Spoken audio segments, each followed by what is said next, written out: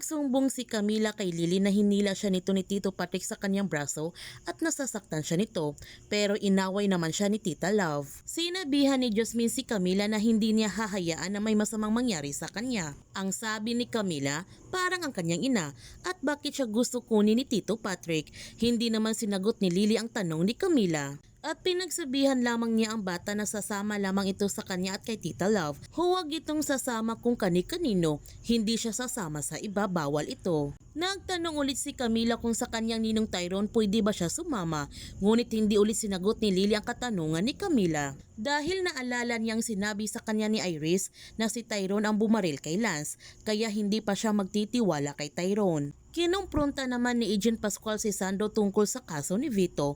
Sa kanyang nakikita na tinutulungan na niya ngayon ang mga Buenavedes. Nung nakidnap sina Aster at Mira, muntik na siyang mamatay. Pagkatapos ganito lamang kadali ang lahat. Nagtanong si Sandro kay Pascual kung may ebidensya ba siya na nagpapatunay kung sino yung kumidnap sa kanila ni Aster. At hindi naman nakasagot si Agent Pascual sa katanungan ni Sandro. Sinabihan ni Jasmine si Lily na hindi niya alam kung paano hahanapin ni Tyrone yung bagong location ng illegal na negosyo ni Vito. Bigla na lamang umalis si Tyrone at hindi pa sinabi sa kanya ni Tyrone kung ano ang plano nito. Nagtanong si Lily kay Jasmine nag-alala ba siya kay Tyrone at tapatin siya nito. May pagtingin pa rin ba siya kay Tyrone? Ang sagot ni Jasmine na may asawa na si Tyrone.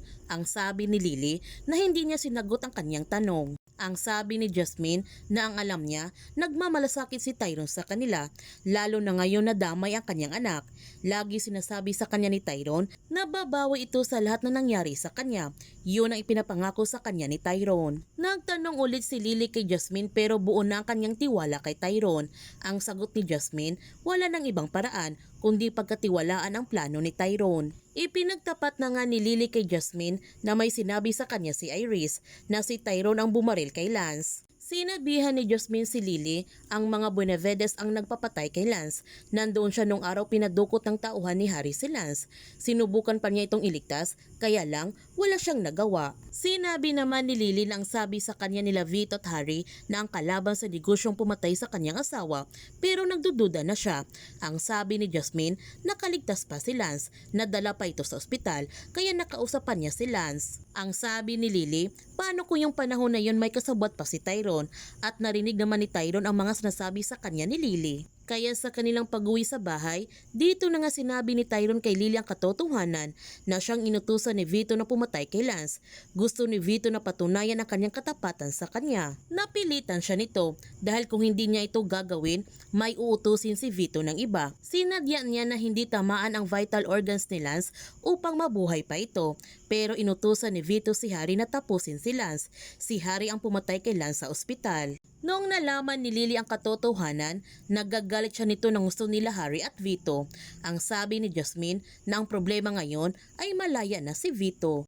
Kaya ipinalam na nga ni Tyrone sa kanila ni Lily at Jasmine na hawak na niyang mga files na nagpapatunay ng mga transaksyon ng mga Buenavedes.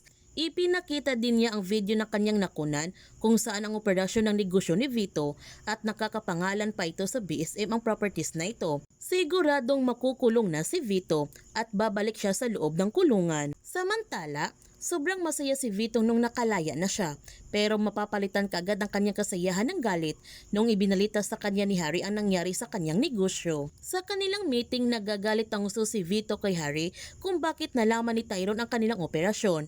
Sobrang stress na si Vito dahil ipinadala na ni Tyrone sa media ang kanilang illegal na operasyon at ibinalita na ito ngayon. Galit na sinabihan ni Vito ang lahat na kinakailangan nilang magawa nito ng paraan. Kung hindi, sabay-sabay silang babagsak. Marami ng investors ang nagsasaalisan dahil sa iskandalo na nangyari sa kanilang negosyo. Pagkatapos ng kanilang meeting, pinapangako naman ni Sandro kay Vito na hanggat nandito siya, hindi sila babagsak at hindi niya ito pababayaan. Siya nang bahala na hanapin si Tyrone. Natutuwa naman si Vito dahil si Sandro na lamang ang kanyang pag-asa para masolusyonan ang kanyang problema sa negosyo. May idea na si Sandro kung saan niya mahahanap si Tyrone dahil sa ibinigay sa kanya ng kanyang partner na tungkol sa mga properties ni Tyrone at agad na nga pinuntahan ni Sandro ang lugar kung saan nagtatago ngayon sina Jasmine at Tyrone. Kaya huwag natin palalapasin ang kapanapanabik ng mga tagpo sa lavender fields. Kung bago ka pa channel ko, don't forget to like, subscribe, and click notification bell para palagi kang updated sa mga videos in-upload ko. Thank you for watching and God bless to everyone.